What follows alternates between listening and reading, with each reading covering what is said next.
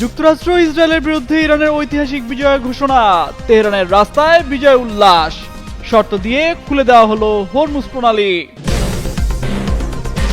যুদ্ধবিরতির পর নিজের দেশেই ক্ষোভের মুখে নেতানিয়াহু, যুদ্ধবিরতি নিয়ে ইসরায়েল চুপ থাকায় দেশ জুড়ে বিতর্ক, রাজনৈতিকভাবে ইসরায়েলি প্রধানমন্ত্রীকে ব্যর্থ আখ্যা।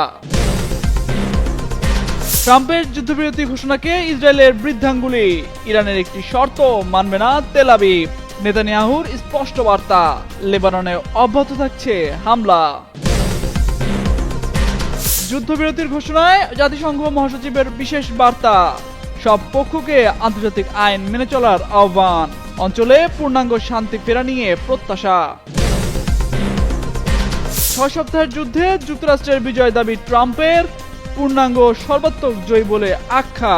যুদ্ধবিরতির পর এএফপিকে মার্কিন প্রেসিডেন্টের সাক্ষাৎকার।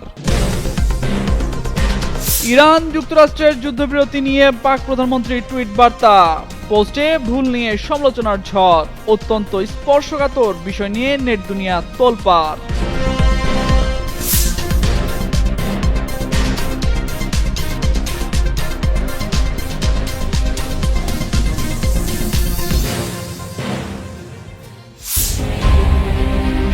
ইরানে ইসরায়েল যুক্তরাষ্ট্রের টানা ৩৯ দিনের আগ্রাসনের পর যুদ্ধবিরতির মধ্য দিয়ে জাগলো আশার আলো। ইসলামাবাদের মধ্যস্থতায় 2 সপ্তাহের জন্য বিধ্বংসী অস্ত্র ছেড়ে আলোচনার টেবিলে বসতে যাচ্ছে সংঘাতরতরা। 2 সপ্তাহের যুদ্ধবিরতি ঘোষণার পর বিজয় উদযাপনে ভাসছে গোটা ইরান।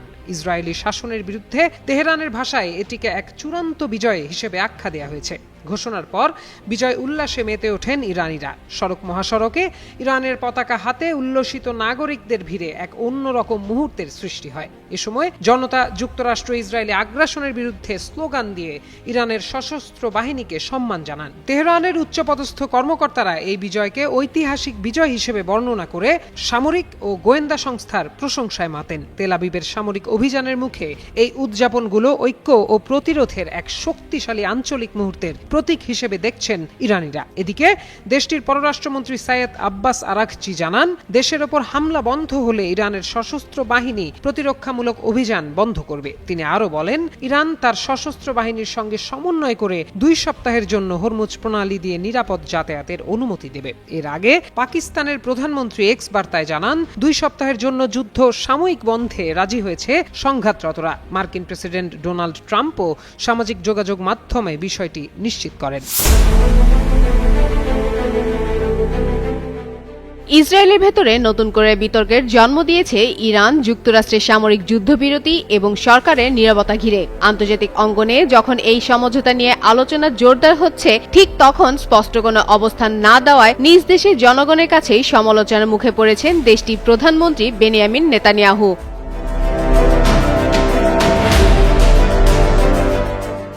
বুধবার তেহরান ভিত্তিক সংবাদ মাধ্যম তাসনিম নিউজ এক প্রতিবেদনে জানায়, ইসরায়েলি চ্যানেল 12 এর সামরিক প্রতিবেদক নিৎসান সাফিরা সামাজিক যোগাযোগ মাধ্যমে সরকারের এই নিরাপত্তার তীব্র সমালোচনা করেছেন। তিনি প্রশ্ন তুলেছেন, কেন যুক্তরাষ্ট্র ও ইরানের মতো গুরুত্বপূর্ণ কূটনৈতিক অগ্রগতি বিষয়ে ইসরায়েলি জনগণকে কোনো তথ্য জানানো হচ্ছে না।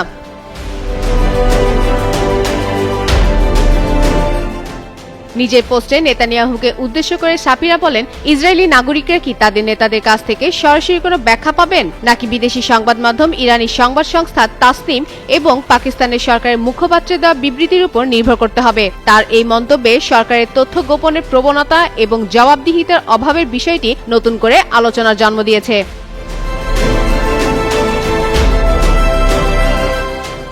এদিকে বৈশ্বিক পরিস্থিতির প্রেক্ষাপটে দেখা যাচ্ছে, যুক্তরাষ্ট্রের প্রেসিডেন্ট ডোনাল্ড ট্রাম্প ইরানের সঙ্গে সংঘাতমূলক অবস্থান থেকে কিছুটা সরে এসে আলোচনায় আগ্রহ দেখিয়েছেন। তিনি ইরানের প্রস্তাবিত 10 দফা পরিকল্পনাকে আলোচনা ভিত্তি হিসেবে গ্রহণযোগ্য বলে উল্লেখ করেছেন। বিশ্লেষকদের মতে এই পরিবর্তিত অবস্থান ইসরায়েলের কৌশলগত অবস্থানকে চাপে ফেলতে পারে।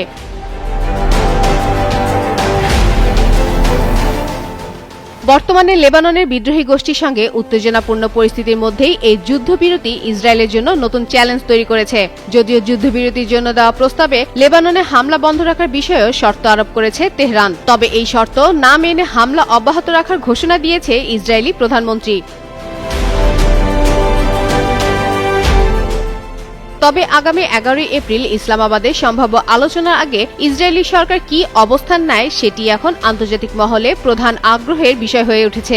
আর এই সাংবাদিক নিচ্ছান ছাপিরের এই প্রতিবাদ মূলত একটি বৃহত্তর জন অসন্তোষের প্রতিফলন হিসেবেই দেখা হচ্ছে বলে মনে করছেন বিশ্লেষকরা। ফাতেমা ফাতেহজান, যুগান্তর নিউজ।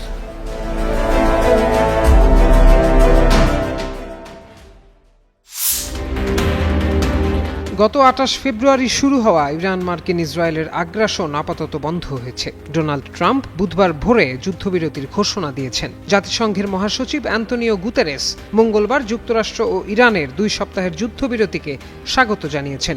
এ তথ্য জানায় তার মুখপাত্র স্তেফান দুজারিক। এক বিবৃতিতে দুজারিক জানান, জাতিসংঘ মহাসচিব যুক্তরাষ্ট্র ও ইরানের 2 সপ্তাহের যুদ্ধবিরতির ঘোষণাকে স্বাগত জানিয়েছেন। এছাড়াও জাতিসংঘ প্রধান মধ্যপ্রাচ্যের চলমান সংঘাতে সব পক্ষকে আন্তর্জাতিক আইন মেনে চলার এবং যুদ্ধবিরতির শর্ত পালনের আহ্বান জানিয়েছেন, যাতে এই অঞ্চলে একটি স্থায়ী ও পূর্ণাঙ্গ শান্তির পথ তৈরি হয়।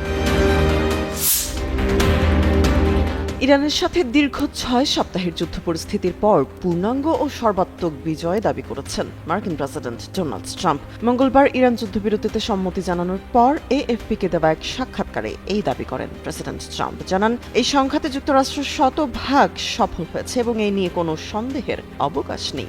বিবাদ নিরসনের শুরুতে পাকিস্তানের মধ্যে 15 দফার একটি শান্তি প্রস্তাব পাঠানো হয়েছিল। প্রথম প্রস্তাবটি ইরান প্রত্যাখ্যান করলে পরবর্তী সময়ে 45 দিনের যুদ্ধবিরতির একটি সংশোধিত প্রস্তাব দেওয়া হয়। দীর্ঘ আলোচনার পর ইরান 2 সপ্তাহের যুদ্ধবিরতিতে সম্মত হলে ট্রাম্প তা গ্রহণ করেন। তবে এই সমঝোতার আগে ট্রাম্প কঠোর হুঁশিয়ারি দিয়েছিলেন, চুক্তি না হলে ইরানের বিদ্যুৎ কেন্দ্র ও গুরুত্বপূর্ণ সেতু সহ সব অবকাঠামোয় ব্যাপক হামলা চালানো হবে। যুক্তরাষ্ট্রের পক্ষ থেকে ইরানকে পারমাণবিক কর্মসূচি ত্যাগ এবং বিশ্ববাজারের স্বার্থে হরমুজ প্রণালী উন্মুক্ত রাখার শর্ত দেওয়া হয়েছে।